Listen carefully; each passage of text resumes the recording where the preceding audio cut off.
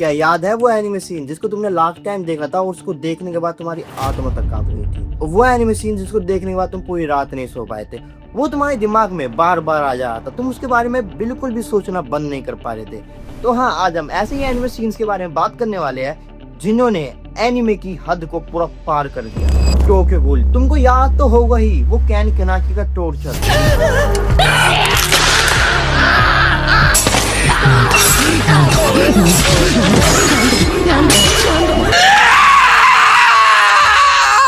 वो सिर्फ एक फिजिकल टॉर्चर नहीं था।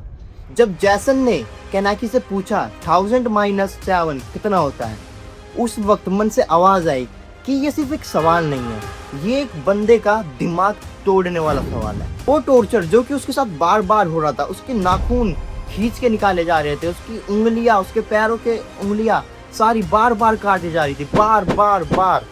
और वो सबसे डिस्गस्टिंग सीन, वो इंसेक्ट, वो कान खजूरा जो अपने कैन केनाकी के कान में घुसता है, दिमाग फाड़ देता है।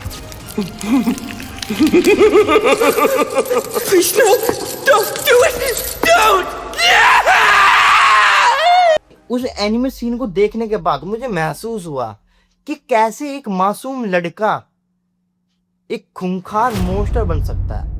साइबरपंक, एक ऐसी दुनिया जहां पर डर डीमंस और मोस्टर का नहीं है, टेक्नोलॉजी का है। साइबर साइकोसिस,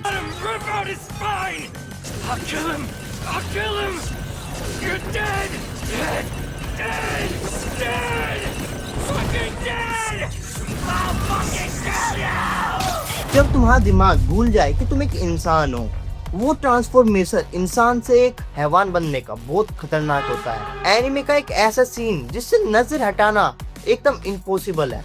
डर लगता है, टेंशन जरूर होती है, पर नजरें बिल्कुल नहीं हटती। मिडोरी, ये एक ऐसी एनिमे है जो कि नॉर्मल लोग बिल्कुल नहीं देख सकते।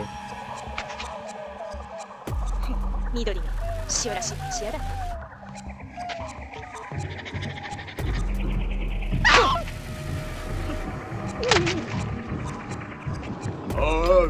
छोटी सी बच्ची एक सर्कस में फंस जाती है और वहां पर होता है उसके साथ अनलिमिटेड अब्यूज। ये एनिमे सिर्फ आपको डराएगी नहीं, ये आपको इतना डिस्टर्ब कर देगी, तुम सोचने पे मजबूर हो जाओगे कि भाई कोई कैसे ऐसा कर सकता है। और तुमको ये एनिमे देखनी है तो इस एनिमे को देखने के लिए तुम्हारे पास एक पत्थर का दिल तो जरूर होना चाहिए। अनदर, याद तो होगा वो एक अम्ब्रेला वाला सीन जिसमें एक सेकंड में एक लाइफ पूरी तरीके से बदल गई।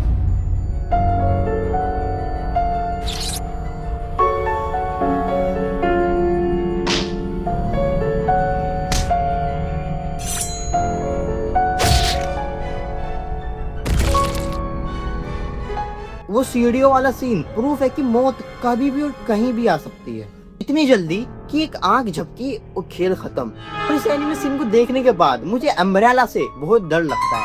मैं जब भी अम्ब्रेला लेके जाता हूँ ना, तो मैं उसे बहुत संभाल के यूज करता हूँ। रीज़ीरो, याद है वो क्यूट रैबिट्स जो कि बहुत प्यारे प्यारे थे। अगर एक रैबिट हो तो बहुत क्यूट लगता है, अब वो हजारों की भीड़ में आ जाए और वो तुम्हारे ऊपर हमला करे, लाइक तुम्हें खाना चाहते हो, तो तुम्हारी क्या हालत हो सकती है तुम इमेजिन भी नहीं कर सकते। Usagi?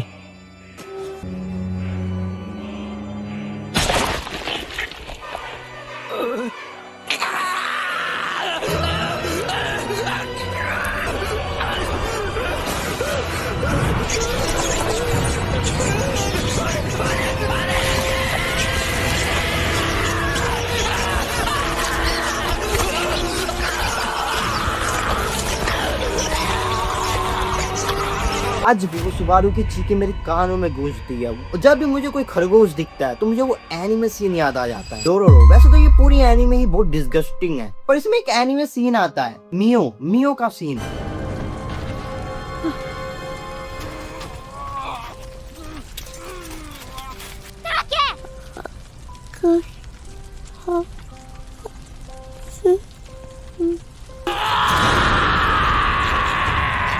ऐसी लड़की जो कि सिर्फ सबको बचाना चाहती थी, पर वो जब मरती है वो इतना खतरनाक होता है, उसको देख के ही दर्द महसूस हो जाता है कि एक इंसान कैसे इतनी शैतानों वाली हरकत कर सकता है कि एक छोटी लड़की को जान से मार दे, वो भी इतना brutally.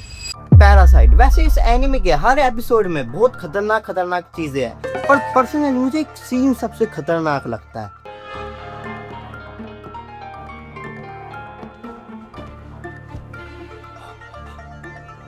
Mom? I'm right. Shinichi!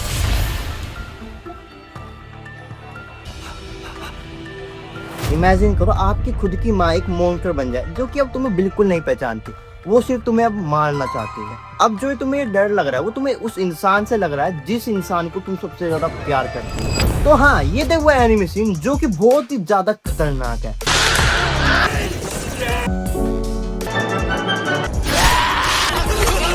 In anime scenes को देखने के बाद हम बिल्कुल भी नॉर्मल नहीं रह पाते, पूरी रात नींद नहीं आती है।